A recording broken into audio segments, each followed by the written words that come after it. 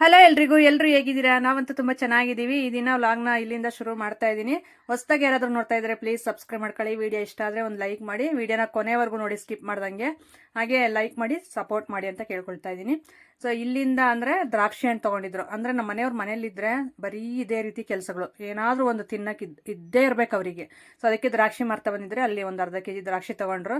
ಅವನ್ನ ಈಗ ಸ್ವಲ್ಪ ಉಪ್ಪು ಹಾಕ್ಬಿಟ್ಟು ಲಾಸ್ಟೇನೋ ಅವ್ರ ಮಾವ ಇಬ್ಬರು ಒಂದೆರಡು ಸಾರಿ ತೊಳಿತಾವ್ರೆ, ಚೆನ್ನಾಗಿ ತಿನ್ಬೇಕೀಗ ಅಂತ.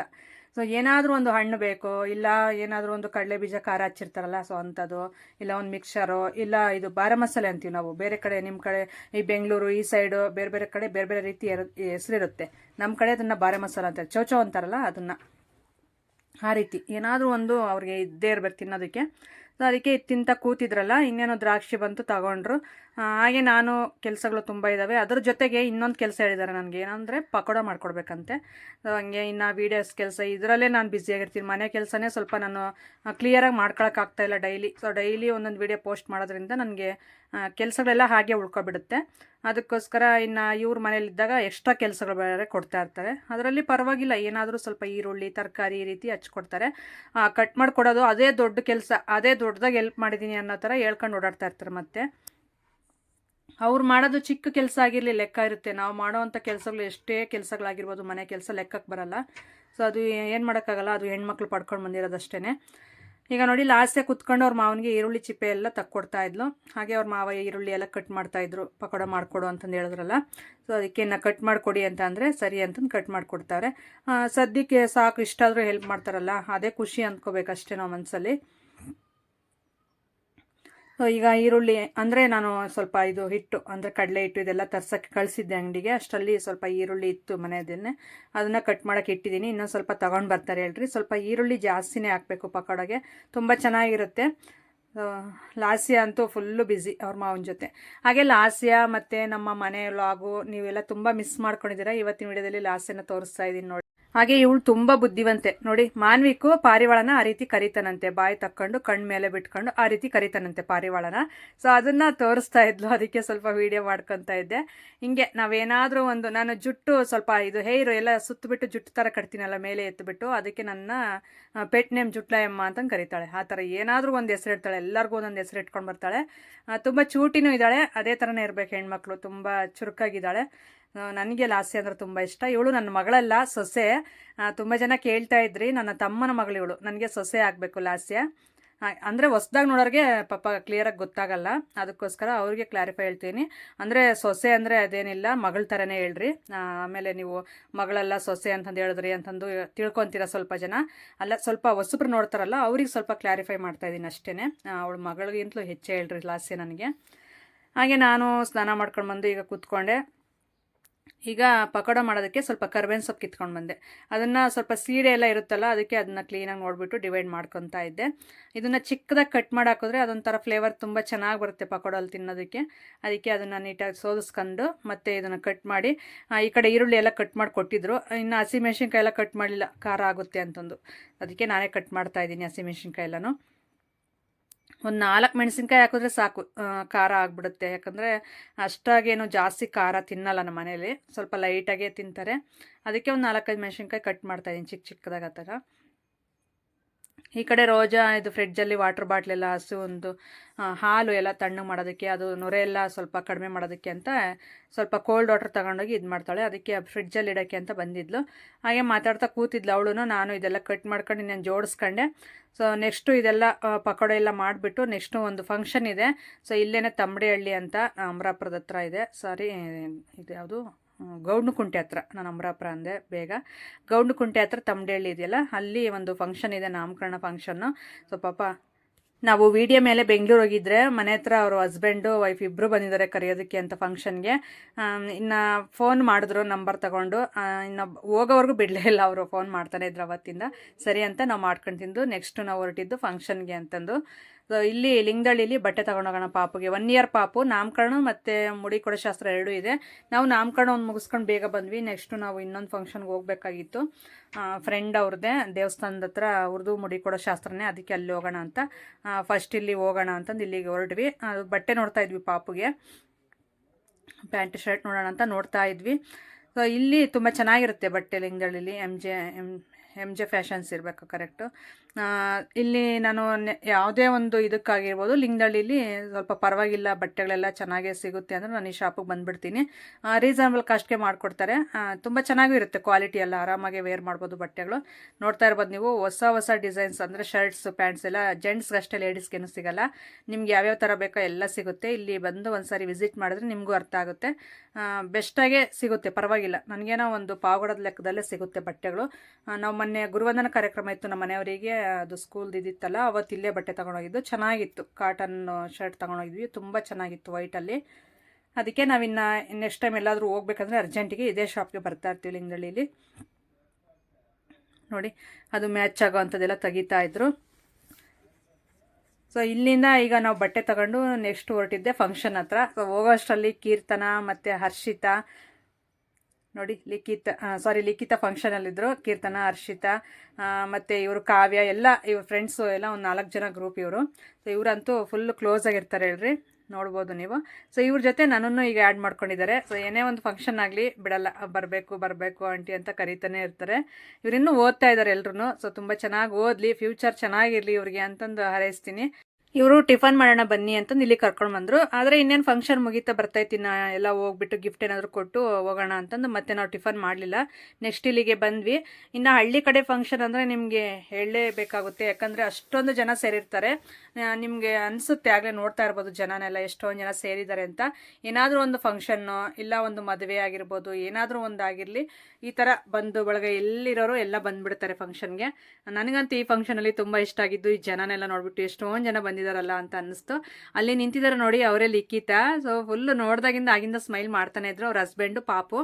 ಸೊ ತುಂಬ ಚೆನ್ನಾಗಿ ಫಂಕ್ಷನ್ ಅನ್ನೋದು ಆಗ್ತಾ ಇತ್ತು. ನಾವು ಹೋಗಿ ಅಲ್ಲಿ ನಿಂತ್ಕೊಂಡು ನೋಡಿದಾಗ ಹಾಗೆ ನಾವು ಕೂತ್ಕೊಂಡು ಸ್ವಲ್ಪ ನಮ್ಮ ಮನೆಯವರು ಸ್ವಲ್ಪ ವಿಡಿಯೋ ಎಲ್ಲ ಕವರ್ ಮಾಡ್ತಾಯಿದ್ರು. ಆಗಿಂದ ನಾವು ಕೂತ್ಕೊಂಡು ಸ್ವಲ್ಪ ಮಾತಾಡ್ತಾ ಇದ್ವಿ. ಹಾಗೇನೆ ಅವರು ಹೇಗಿದ್ದಾರೆ ಅಂದರೆ ಲಿಖಿತ್ ಅವ್ರು ನೋಡೋದಕ್ಕೆ ಒಳ್ಳೆ ಒಂಥರ ಸ್ನೇಹ ಹೀರೋಯಿನ್ ಇದ್ದಾರಲ್ಲ, ಸೇಮ್ ಅದೇ ಥರನೇ ಸ್ಮೈಲ್ ಆಗಿರ್ಬೋದು, ಅವರ ಇರೋವಂಥ ಲಕ್ಷಣ ಎಲ್ಲ ಅದೇ ಥರನೇ ಕಾಣಿಸ್ತಾ ಇದ್ರು. ತುಂಬ ಚೆನ್ನಾಗಿ ಕಾಣಿಸ್ತಾ ಇದ್ರು, ಕ್ಯೂಟಾಗಿದ್ದರು.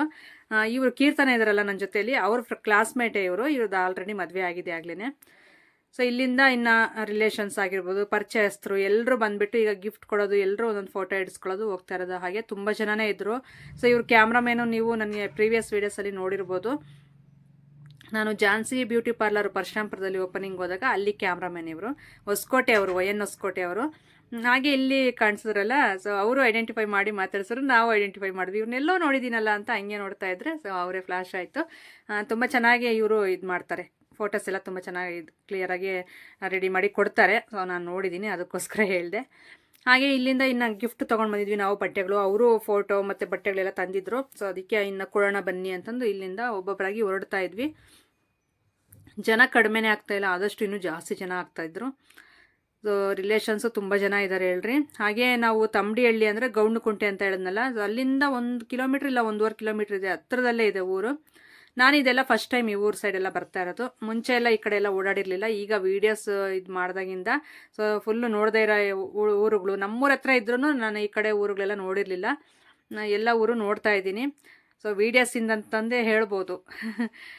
ಹಾಗೆ ನಾನು ವೇರ್ ಮಾಡಿರೋ ಅಂಥದ್ದು ಡಾರ್ಕ್ ಪರ್ಪಲ್ ಕಲರ್ ಸ್ಯಾರಿ, ಬನಾರಸಲ್ಲಿ ಕಡ್ಡಿ ಬಾರ್ಡ್ರ್ ಅಂತಂದೇನೋ ಅಂತಾರೆ. ಈ ಸ್ಯಾರಿ ಕಡ್ಡಿ ಜರಿನೋ ಏನೋ ಅಂತಾರೆ, ನನಗೆ ಎಕ್ಸಾಕ್ಟಾಗಿ ಗೊತ್ತಿಲ್ಲ ಸ್ಯಾರಿ ನೇಮು.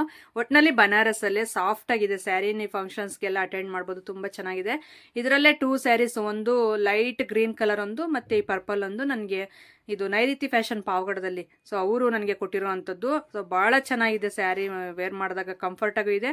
ಹಾಗೆ ಒಂದು ರಿಚ್ ಲುಕ್ಕು ಬರುತ್ತೆ. ನಾವು ಹಾಕ್ಕೊಂಡಾಗ ಅದು ಎಲ್ಲಿ ತೊಗೊಂಡಿದ್ರಿ ಸ್ಯಾರಿ ಅನ್ನೋ ರೇಂಜಿಗೆ ಕಾಣಿಸುತ್ತೆ ಸ್ಯಾರಿ, ಅಷ್ಟು ಚೆನ್ನಾಗಿ ಕಾಣುತ್ತೆ. ಅದು ಕಾಸ್ಟ್ ಬಂದು 3,500 3,200 ಇರಬೇಕು. ಹಾಗೆ ನಾನು ಅಲ್ಲಿ ತೊಗೊಂಡಿದ್ದು ಬ್ಲೌಸ್ ಎಲ್ಲ ನಾನು ಯಂಗ್ ಟೈಲರ್ ಹತ್ರನೇ ಸ್ಟಿಚ್ ಮಾಡಿಸಿದ್ದು. ನೀವು ಆಮೇಲೆ ಕೊನೆಯದಾಗಿ ಕೇಳ್ತೀರಾ, ಅದಕ್ಕೋಸ್ಕರ ಈಗಲೇ ವೀಡಿಯೋದಲ್ಲೇ ಹೇಳಿದ್ದೀನಿ. ಸ್ಯಾರಿ ಆ ಥರ ನಾನು ವಾಲ್ಮೀಕಿ ಹಬ್ಬದಲ್ಲಿ ವೇರ್ ಮಾಡಿದ್ದೆ, ನಮ್ಮ ಹಬ್ಬ ಇತ್ತಲ್ಲ ಊರಲ್ಲಿ, ಆವಾಗ ವೇರ್ ಮಾಡ್ಕೊಂಡಿದ್ದೆ ಸ್ಯಾರಿ. ಅದೇ ಸ್ಯಾರಿನೇ ಈಗ 2ನೇ ಸಾರಿ ವೇರ್ ಮಾಡ್ತಾಯಿದ್ದೀನಿ. ಮೊನ್ನೆ ನಾನು ಒಂದು ಜಾತ್ರೆಗೆ ಹಾಕ್ಕೊಂಡು ಹೋಗೋಣ ಅಂತ ತೆಗೆದಿಟ್ಟಿದ್ದೆ, ಅಲ್ಲಿ ಹಾಕ್ಕೊಂಡು ಹೋಗೋಕೆ ಆಗಲಿಲ್ಲ ನನಗೆ. ಸೊ ಅದಕ್ಕೆ ಈ ಫಂಕ್ಷನ್ ಸಿಕ್ತಲ್ಲ, ಅದಕ್ಕೆ ಇದಕ್ಕೆ ಹಾಕ್ಕೊಂಡು ಬಂದೆ. ಹಾಗೆ ಇವರೆಲ್ಲ ಫ್ರೆಂಡ್ಸು ಎಲ್ಲರೂ ಇರೋರೆಲ್ಲ ಆ ಕಡೆನೇ ಹೋಗ್ಬಿಟ್ರು. ಹಾಗೆ ನಾನೊಬ್ಬಳೇ ಇಲ್ಲಿ ಉಳ್ಕೊಂಡಲ್ಲ, ಆಯಿತು ನೀವೆಲ್ಲ ಆ ಕಡೆನೇ ಹೋಗ್ಬಿಟ್ರೆ ನಾನು ಒಬ್ಬಳೇ ಇರ್ತೀನಿ ಇಲ್ಲಿ ಅಂತಂದು ಅದೇ ಮಾತಾಡ್ತಾ ಇದ್ವಿ. ಹಾಗೆ ನಮ್ಮ ಮನೆಯವರು ಸ್ವಲ್ಪ ವೀಡಿಯೋ ಮಾಡ್ತಾಯಿದ್ರಲ್ಲ, ಅವರು ಕ್ಯಾಮ್ರಾಮ್ಯಾನಿಗೆ ಕೊಟ್ಬಿಟ್ಟು ಮೊಬೈಲ್ ಅವರು ಲಿಖಿತ ಅವ್ರು ಬರ್ರಿ ಅಂತ ಕರೆದ್ರು ನಮ್ಮ ಮನೆಯವ್ರನ್ನ. ಅವರು ಬಂದು ನಿಂತ್ಕೊಂಡ್ರು ಫೋಟೋಗೆ ಅಂತ. ಎಲ್ಲೇ ಹೋದರೂ ಇವ್ರು ಫೋಟೋಗೆ ಅಂತ ಬಂದುಬಿಡಲ್ಲ ನಮ್ಮ ಮನೆಯವ್ರು. ಹೋಗು ನೀನೇ ಕೊಟ್ಬಿಟ್ಟು ಫೋಟೋ ಹಿಡಿಸ್ಕೊಂಡು ಬಾ ಅಂತಿರ್ತಾರೆ. ಆದರೆ ಈ ಫಂಕ್ಷನಲ್ಲಿ ಬಿಡಲಿಲ್ಲ ಅವರು. ಇಲ್ಲ ಬನ್ನಿ ಬನ್ನಿ ಅಂತಂದು ಕರೆದ್ರು.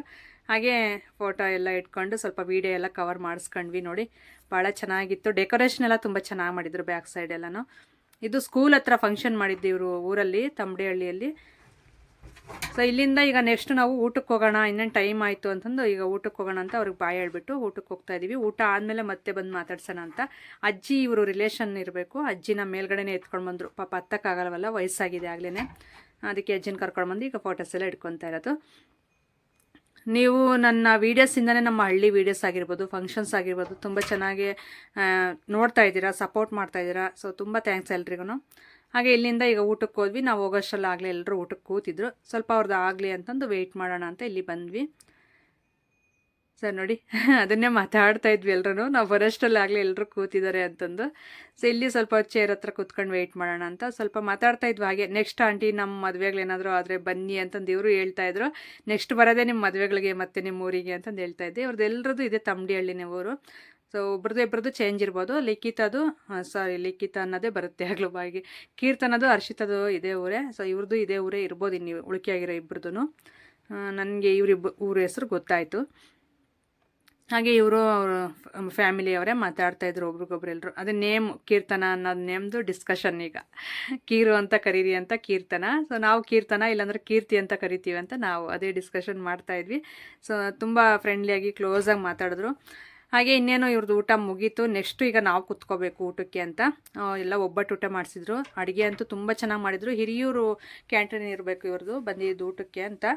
ಭಾಳ ಚೆನ್ನಾಗಿ ಮಾಡಿದ್ರು. ಯಾಕಂದರೆ ಅವರು ಊಟ ಬಡಿಸೋರು ಮಾತಾಡ್ಸಿದ್ರು ನಮ್ಮನ್ನು. ಪಾಪ ನಮ್ಮದು ಹಿರಿಯೂರು ಅಂತ ಹೇಳಿದ್ರು. ಅದಕ್ಕೆ ಊಟ ತುಂಬ ಚೆನ್ನಾಗಿದೆ ಅಂತ ಹೇಳಿದ್ವಿ ಅವ್ರಿಗೂ. ಈಗ ಒಂದಾದಮೇಲೆ ಎಲ್ಲರೂ ಕುತ್ಕೊಂಡು ಈಗ ಒಟ್ಟಿಗೆ ಊಟ ಮಾಡ್ತಾಯಿದ್ವಿ. ನನಗೆ ಒಬ್ಬಟ್ಟು ಅಂದರೆ ತುಂಬ ಇಷ್ಟ ಆಗುತ್ತೆ. ಹಾಗಂತ ಜಾಸ್ತಿ ತಿನ್ನೋಕ್ಕೂ ಆಗೋಲ್ಲ. ಇಷ್ಟಪಡ್ತೀನಿ, ಆದರೆ ಒಬ್ಬಟ್ಟಿಗೆ ಸುಸ್ತು ಹೊಡಿತೀನಿ ಆ ರೀತಿ. ಈಗ ಒಬ್ಬಟ್ಟೆಲ್ಲ ತಿಂದು ಮತ್ತೆ ನಾವು ಬಂದ್ವಿ. ಇವರು ಸ್ಕೂಲ್ ಟೀಚರ್ ಅಂತೆ. ಅಂದರೆ ಅವರು ಬ್ರದರ್ ಇದ್ದಾರಲ್ಲ, ಲಿಖಿತ ಅವರು ಹಸ್ಬೆಂಡ್ ಇದ್ದಾರಲ್ಲ, ಅವ್ರ ಸಿಸ್ಟರೇನಂತೆ ಅವರು ಸ್ಕೂಲ್ ಟೀಚರು. ನನ್ನ ವೀಡಿಯೋಸ್ ಎಲ್ಲ ತುಂಬ ಚೆನ್ನಾಗಿ ನೋಡ್ತಾ ಇರ್ತಾರಂತೆ. ಅದಕ್ಕೋಸ್ಕರ ಅವ್ರನ್ನ ಮಾತಾಡ್ಸೋಣ ಅಂತ ಕೂತ್ಕೊಂಡ್ವಿ. ಅಂದರೆ ಕೀರ್ತನ ಪರಿಚಯ ಮಾಡಿಕೊಟ್ರು ನಮ್ಮ ಟೀಚರ್ ಇವರು ಅಂತಂದು. ಸೊ ಹಾಗೆ ಇನ್ನು ಎಲ್ಲರನ್ನು ಮಾತಾಡಿಸ್ತಾ ಹಾಗೆ ಪರಿಚಯ ಮಾಡ್ಕೊತ ಕೂತಿದ್ದಾಯಿತು. ಮತ್ತು ನಾವು ನೆಕ್ಸ್ಟ್ ಇಲ್ಲಿಂದ ಮತ್ತೆ ಸ್ಟೇಜ್ ಮೇಲೆ ಕರ್ಕೊಂಡ್ರು ಲಿಖಿತ ಅವರು. ಏನಕ್ಕೆ ಅಂದರೆ ರಿಟರ್ನ್ ಗಿಫ್ಟಾಗಿ ನನಗೆ ಒಂದು ಬಾಕ್ಸ್ ಕೊಟ್ಟರು. ಸೊ ಎಷ್ಟು ನಗು ಬಂತು ಅಂದರೆ, ಇಲ್ಲ ಸೀರೆ ಆದರೆ ಅದು ಹೋಗ್ಬಿಡುತ್ತೆ, ಬಾಕ್ಸ್ ಆದರೆ ಲೈಫ್ ಲಾಂಗ್ ಇರುತ್ತೆ, ಅದನ್ನು ನೋಡ್ದಂಗೆಲ್ಲ ನಾವು ನೆನಪಾಗ್ತೀವಿ ಅಂತಂದು ಹೇಳ್ಬಿಟ್ಟು ಆ ಬಾಕ್ಸ್ ಕೊಟ್ರಲ್ಲ, ತುಂಬ ಫನ್ನಿಯಾಗಿತ್ತು. ಹಾಗೆ ಕ್ಯಾಮ್ರಾಮ್ಯಾನು ಎಲ್ಲರೂ ನಗ್ತಾಯಿದ್ರು, ನಮ್ಮ ಮನೆಯವ್ರು ಎಲ್ಲರೂ. ಹಾಗೆ ಆ ಬಾಕ್ಸ್ ತೊಗೊಂಡು ಇನ್ನು ನೆಕ್ಸ್ಟು ನಾವು ಹೊರಟಿದ್ದು ಊರ ಕಡೆ. ಸೊ ಇಷ್ಟು ಚೆನ್ನಾಗಾಯಿತು ಫಂಕ್ಷನ್ನು. ನಿಮ್ಗೆ ಯಾವ ರೀತಿ ಅನ್ನಿಸ್ತು ಈ ಫಂಕ್ಷನ್ನು ಅಂತ ಹೇಳಿ. ಹಾಗೆ ಹೊಸಬ್ರಾಗಿದ್ದರೆ ಪ್ಲೀಸ್ ಈ ವಿಡಿಯೋಗೆ ಸಬ್ಸ್ಕ್ರೈಬ್ ಮಾಡ್ಕೊಳ್ಳಿ. ವಿಡಿಯೋ ಇಷ್ಟ ಆದರೆ ಒಂದು ಲೈಕ್ ಮಾಡಿ. ಸಿಗೋಣ ನಾಳೆ ಒಂದು ಒಳ್ಳೆ ವ್ಲಾಗ್ ಮುಖಾಂತರ. Thank you for watching. Bye.